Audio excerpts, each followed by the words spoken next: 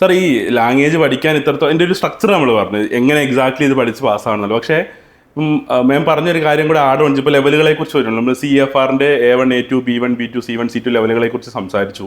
അപ്പം majority of the പ്രോഗ്രാംസിന് നമുക്ക് B2 level proficiency ഒക്കെയാണ് വേണ്ടത്. പക്ഷേ പേരൻസ് അല്ലെങ്കിൽ കുട്ടികളുടെ ഒരു മിസ്കോൺസെപ്ഷൻ എന്താ വെച്ചാൽ അവർ പറയുന്നത് A1 A2 B1 ഒക്കെ ഞാൻ എൻ്റെ അടുത്തുള്ളൊരു ഇൻസ്റ്റിറ്റ്യൂട്ടിൽ പഠിക്കാം, B2 ആകുമ്പോൾ ഞാൻ നല്ലൊരു ഇൻസ്റ്റിറ്റ്യൂട്ട് എഡ്യൂഫ്ലെയർ പോലത്തെ പ്രീമിയർ ആയിട്ടൊരു ഇൻസ്റ്റിറ്റ്യൂട്ടിലേക്ക് വരാം എന്നുള്ളതാണ്.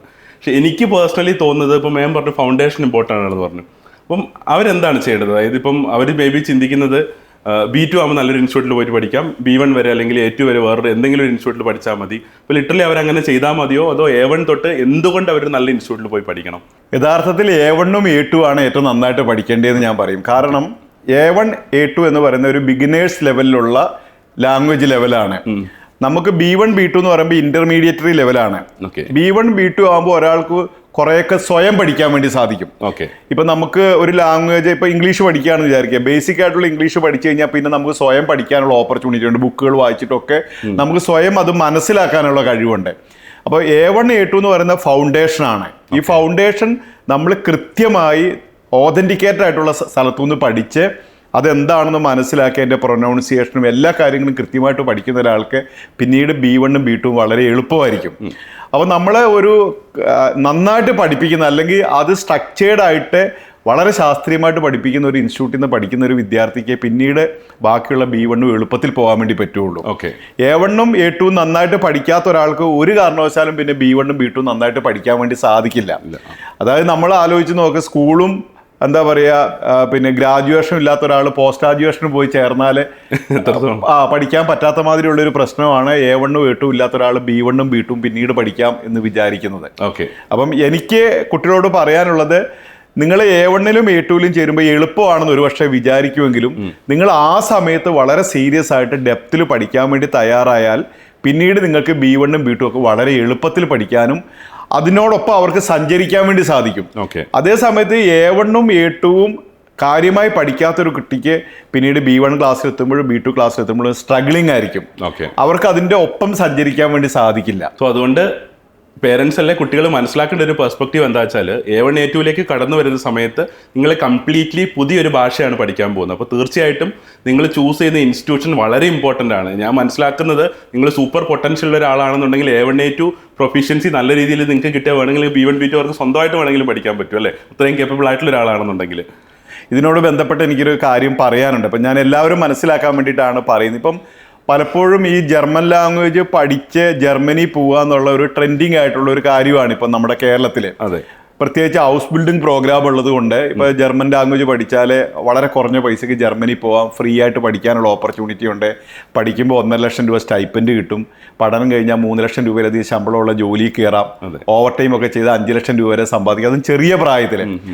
അതുകൊണ്ട് ജർമ്മൻ ലാംഗ്വേജ് പഠിക്കാൻ കുട്ടികൾ ഈഗർലി ഇങ്ങനെ സഞ്ചരിക്കുന്നത് കൊണ്ട് പല സ്ഥലത്തും കൂണ് പോലെ ജർമ്മൻ ലാംഗ്വേജ് പഠിപ്പിക്കുന്ന ഇൻസ്റ്റിറ്റ്യൂട്ടുകളുണ്ട്. അപ്പം ഈ ഇൻസ്റ്റിറ്റ്യൂട്ടുകൾ പലപ്പോഴും സോഷ്യൽ മീഡിയയിൽ എങ്ങനെയാണ് പരസ്യം ചെയ്യുന്നത് ചോദിച്ചാൽ 10,000 രൂപയ്ക്ക് ജർമ്മൻ ലാംഗ്വേജ് പഠിക്കാം, 6,500 രൂപ ജർമ്മൻ ലാംഗ്വേജ് ഓൺലൈനിൽ പഠിക്കാം, അല്ലെങ്കിൽ 25,000 പഠിക്കാം, 50,000 പഠിക്കാം എന്നൊക്കെ പറഞ്ഞാണ്. അപ്പം കുട്ടികൾ പലപ്പോഴും ഈ പൈസ കുറഞ്ഞ സംഗതിയിലേക്ക് പെട്ടെന്ന് അട്രാക്റ്റ് ആയിട്ട് അവർ പോവുകയാണ്, ടെൻഡൻസിയാണ് നമ്മുടെ. അപ്പം അവർ മനസ്സിലാക്കേണ്ട ഒരു കാര്യം, പൈസ കുറച്ച് പഠിപ്പിക്കുന്നവർക്ക് ഒരിക്കലും ക്വാളിറ്റിയിൽ പഠിപ്പിക്കാൻ വേണ്ടി പറ്റില്ല. അവിടുത്തെ ടീച്ചേഴ്സ് ആരായിരിക്കും? വളരെ കുറഞ്ഞ ശമ്പളത്തിൽ പഠിപ്പിക്കുന്ന ആളുകളായിരിക്കും. അതായത് ജർമ്മൻ ലാംഗ്വേജ് എവിടെയെങ്കിലും പഠിച്ച് പാർട്ട് മൊഡ്യൂളൊക്കെ കിട്ടി അറ്റവും മൂലമൊക്കെ അറിയുന്ന ആളുകളായിരിക്കും അവിടെയൊക്കെ പഠിപ്പിക്കുന്നത്. അങ്ങനെ അവർക്ക് പഠിക്കാനോ പാസ്സാവാനോ വേണ്ടി സാധിക്കില്ല.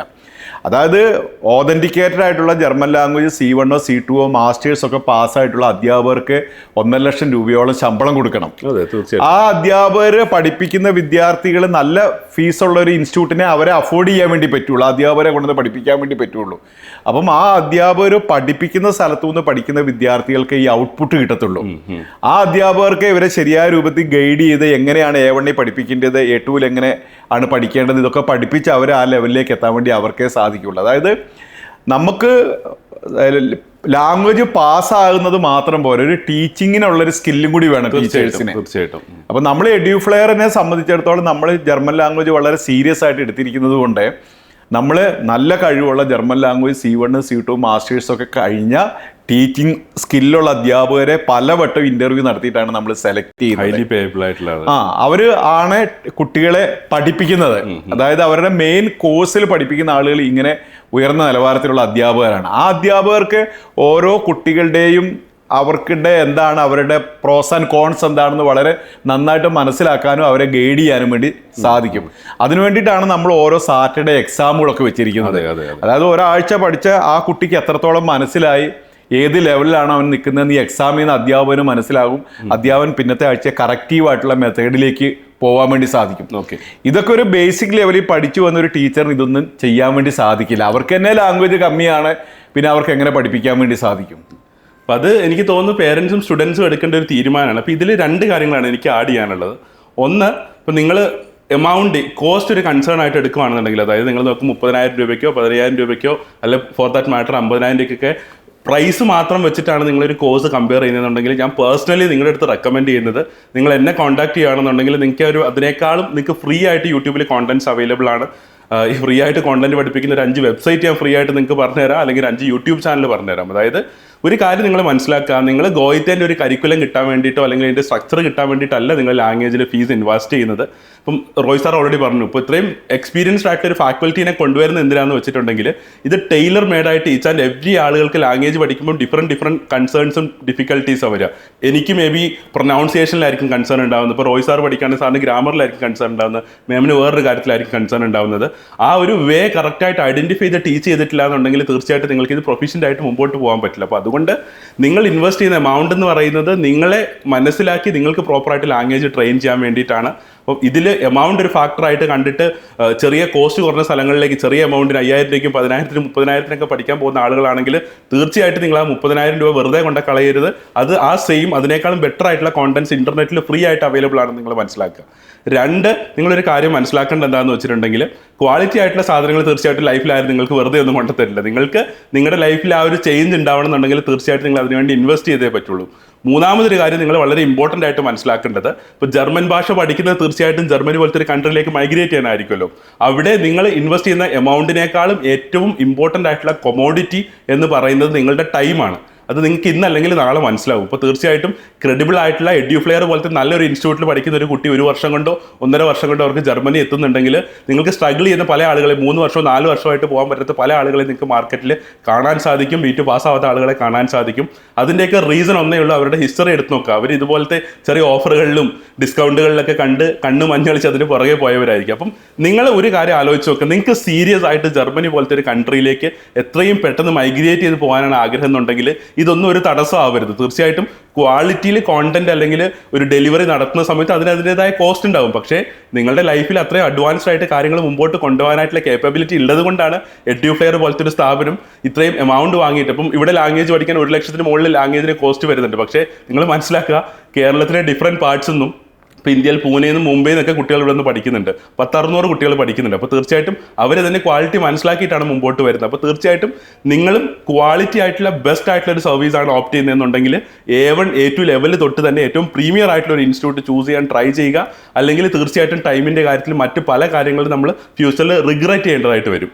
സോ നമ്മൾ ഇതിനോട് അസോസിയേറ്റ് ചെയ്തിട്ട് സാർ 1-2 കാര്യങ്ങളും കൂടി എനിക്ക് ഒരു കാര്യം കൂടി പറയാനുണ്ട് അജിത്ത്. അതായത് പലപ്പോഴും പേരൻസിന്റെ ഒരു കൺസേൺ പറയാൻ ഞാൻ നമ്മളോട് സംസാരിക്കുമ്പോൾ വെബിനാറിലൊക്കെ വരുമ്പോൾ വീടിന്റെ അടുത്തുണ്ടോ എന്ന് അവർ അന്വേഷിക്കും. അതായത് വീടിന്റെ അടുത്ത് കുട്ടികൾക്ക് മിക്കപ്പോഴും ദൂരെ പോയി ഹോസ്റ്റലിൽ നിന്ന് പഠിക്കണം എന്നൊക്കെ ആഗ്രഹം ഉണ്ടെങ്കിലും പേരൻസ് പലപ്പോഴും എടുക്കുന്ന ഒരു മോഡാണ് വീടിന്റെ അടുത്തുണ്ട്, നാട്ടിലുണ്ട്, അവിടുന്ന് പഠിക്കാം എന്ന് വിചാരിക്കുന്നത്. അപ്പം എനിക്ക് പേരൻസിനോട് പറയാനുള്ളൊരു കാര്യം, വളരെ ഈസിയായി ജർമ്മൻ ലാംഗ്വേജ് പഠിച്ച് ജർമ്മനി പോയി ഇതേമാതിരി ജീവിതം ഉണ്ടാക്കാൻ പറ്റുമെങ്കിൽ എല്ലാവർക്കും ഇത് ചെയ്യാൻ വേണ്ടി സാധിക്കും. അതായത് 15,000-20,000 രൂപ കൊടുക്കുന്നു, വീടിൻ്റെ തൊട്ടടുത്തുള്ളൊരു ഇൻസ്റ്റിറ്റ്യൂട്ടിൽ പോകുന്നു, പഠിക്കുന്നു, പാസ്സാവുന്നു, ജർമ്മനി പോയി സൗജന്യമായിട്ട് പഠിക്കുന്നു, ലൈഫ് സെറ്റാവുന്നു. ഇത് അത്ര ഈസി അല്ല. അതായത് അങ്ങനെ ചെയ്യാൻ പറ്റുമെങ്കിൽ കേരളത്തിലെ മുഴുവൻ വിദ്യാർത്ഥികൾ ഇപ്പോൾ ജർമ്മനിയിൽ എത്തിക്കഴിഞ്ഞാൽ, അതായത് ലാംഗ്വേജ് പഠിക്കുന്നതിന് അതിൻ്റേതായുള്ള ബുദ്ധിമുട്ടുകളുണ്ട്, പ്രയാസങ്ങളുണ്ട്. നല്ല ഇൻസ്റ്റിറ്റ്യൂട്ടിൽ പോയി ലാംഗ്വേജ് പഠിക്കുക. ലാംഗ്വേജ് പഠിച്ച് പാസ്സായാൽ മാത്രമേ നമുക്ക് ജർമ്മനി പോവുക എന്നുള്ള സ്വപ്നം സാക്ഷാത്കരിക്കാൻ വേണ്ടി സാധിക്കുകയുള്ളൂ. അപ്പം നിങ്ങൾ ആദ്യമായിട്ട് എടുക്കേണ്ട തീരുമാനം എന്ന് പറയുന്നത് എൻ്റെ മോനോ മോളോ എവിടെ പഠിച്ചാൽ ജർമ്മൻ ലാംഗ്വേജ് പാസ്സാകാൻ വേണ്ടി സാധിക്കും. അതിനെപ്പറ്റി നിങ്ങൾ മനസ്സിലാക്കുക. ജർമ്മൻ ലാംഗ്വേജ് നിങ്ങളുടെ മക്കളെ പഠിപ്പിച്ച് പാസ്സാക്കാൻ സാധിക്കുന്ന ഒരു ഇൻസ്റ്റിറ്റ്യൂട്ടിൽ മാത്രമേ നിങ്ങൾ ചേരാൻ വേണ്ടി പാടുള്ളൂ, അല്ലെങ്കിൽ നിങ്ങളുടെ പണം അതിനുവേണ്ടി മാത്രമേ ഇൻവെസ്റ്റ് ചെയ്യാൻ വേണ്ടി പാടുള്ളൂ. അത്തരത്തിൽ പഠിച്ച് പാസ്സായാൽ മാത്രമേ ജർമ്മനി പോകാൻ വേണ്ടി സാധിക്കുകയുള്ളൂ.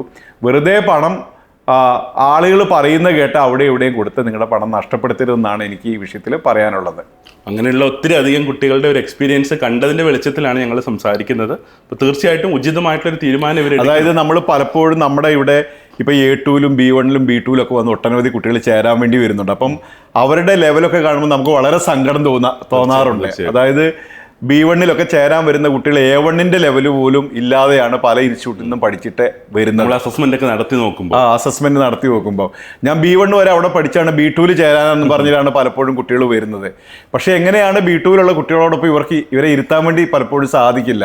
പേരൻസിനോട് നമുക്കത് കമ്മ്യൂണിക്കേറ്റ് ചെയ്യാനും പറ്റില്ല. പേരൻസ് കുറെ പൈസ ഇൻവെസ്റ്റ് ചെയ്ത് കുറേ മാസം ഒരു സ്ഥലത്ത് പഠിച്ച് A1 A2 B1 ഒക്കെ കഴിഞ്ഞിട്ട് B2-ൽ ചേരണം എന്ന് പറഞ്ഞ് വരാറുണ്ട്. അപ്പം അവരുടെയൊക്കെ വിഷമങ്ങൾ കണ്ടിട്ടാണ് നമ്മൾ സംസാരിക്കുന്നത്.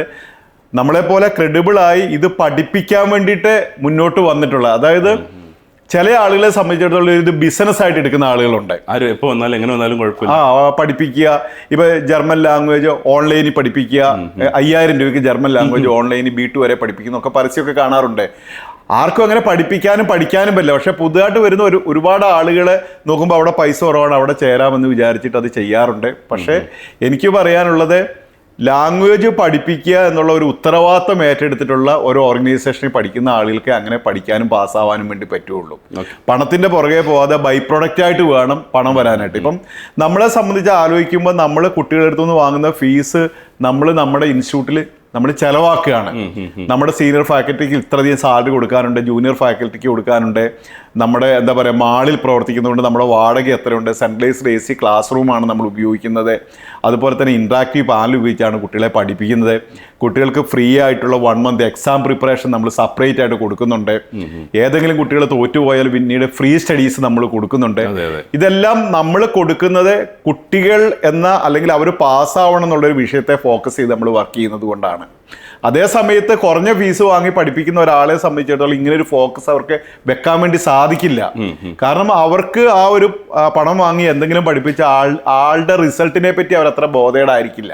ഓക്കെ, അപ്പോൾ ഞാൻ എനിക്കിപ്പോൾ സാറ് പറഞ്ഞപ്പോൾ ഒരു സിമ്പിൾ സ്റ്റോറി ഓർമ്മ വന്നു. അപ്പോൾ ഞാൻ അയാളുടെ നെയിം ഒന്നും മെൻഷൻ ചെയ്യുന്നില്ല. ഇപ്പം ഒരു 1 week മുമ്പ് ഒരു പേരൻറ്റും കുട്ടി എന്നെ കാണാൻ വന്നു. ആക്ച്വലി അവർ ഇവരുടെ താമരശ്ശേരിയുടെ തീങ്ങാപ്പുഴയാണ് അവരുടെ സ്ഥലം.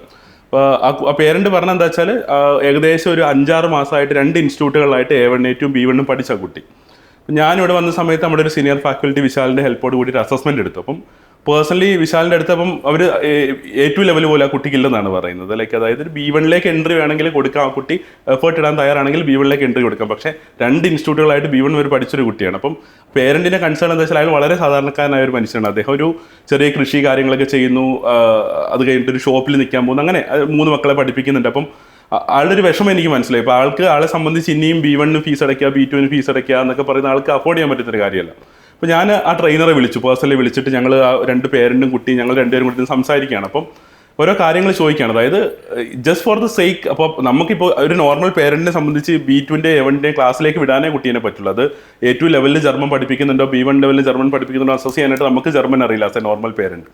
അപ്പോൾ അവരോട് ഞാൻ എന്നിട്ട് പറയുകയാണ്, ഓക്കെ നിങ്ങൾക്ക് ഇത്ര എമൗണ്ട് പോയി, പക്ഷേ ഇൻ കേസ് നിങ്ങളിപ്പം ഡയറക്റ്റ്ലി B2-ലേക്ക് ഞാൻ ഒരു ഇപ്പം നിങ്ങളുടെ റിസ്കിൽ തന്നു എന്ന് തന്നെ വിചാരിക്കുക. പക്ഷേ ബാക്കി 24 കുട്ടികളും പ്രൊഫീഷ്യൻ്റ് ആയിട്ടുള്ള കുട്ടികളും ഇവനൊന്നും കാര്യങ്ങൾ മനസ്സിലാവുന്നില്ല എന്നുണ്ടെങ്കിൽ ആ ഇൻവെസ്റ്റ് ചെയ്ത എമൗണ്ട് വേസ്റ്റ് ആകുമല്ലോ. അപ്പോൾ ഒരു ഇൻസ്റ്റിറ്റ്യൂട്ടിൽ നമ്മൾ എന്തെങ്കിലും ഒരു 8 മാസം പഠിച്ചതുകൊണ്ട് നമ്മൾ A1 A2 B1 ലെവലിലേക്ക് അല്ലെങ്കിൽ B2 ലെവലിലേക്ക് എത്തണം എന്നില്ല. നമ്മൾ എന്ത് പഠിക്കുന്നു, എങ്ങനെ പഠിക്കുന്നു എന്നുള്ളത് ഭയങ്കര ഇമ്പോർട്ടൻ്റ് ആണ്. അപ്പോൾ അതിനുശേഷം ആ പേരൻ്റ് ഒരു തീരുമാനം എടുത്തു. കാര്യം ആ സ്റ്റുഡൻറ്റിനോട് ഞാൻ ക്ലിയർ ആയിട്ട് കമ്മ്യൂണിക്കേറ്റ് ചെയ്ത് കൊടുത്തു, മോനെ നിൻ്റെ ഫാദർ ഇത്ര എമൗണ്ട് ഇൻവെസ്റ്റ് ചെയ്ത് ആൾക്ക് ഇല്ലാത്തൊരു എമൗണ്ട് ഉണ്ടാക്കിയിട്ടാണ് പഠിപ്പിക്കുന്നത്. അപ്പോൾ തീർച്ചയായിട്ടും ഇവിടെ വരുന്നൊരു അവസരത്തിലാണെങ്കിൽ നീ ജെനുവൈൻലി എഫേർട്ട് ആയിട്ട് പഠിക്കാൻ തയ്യാറാണെങ്കിൽ മാത്രം ഇങ്ങോട്ട് വന്നാൽ മതി എന്ന് കമ്മ്യൂണിക്കേറ്റ് ചെയ്ത് അവർക്ക് കാര്യങ്ങൾ മനസ്സിലാക്കിയിട്ടാണ് മുമ്പോട്ട് പോയിട്ടുള്ളത്. അപ്പോൾ ഒരു കാര്യം റെലവൻ്റ് ആണ്, ഇമ്പോർട്ടൻ്റ് ആണ്.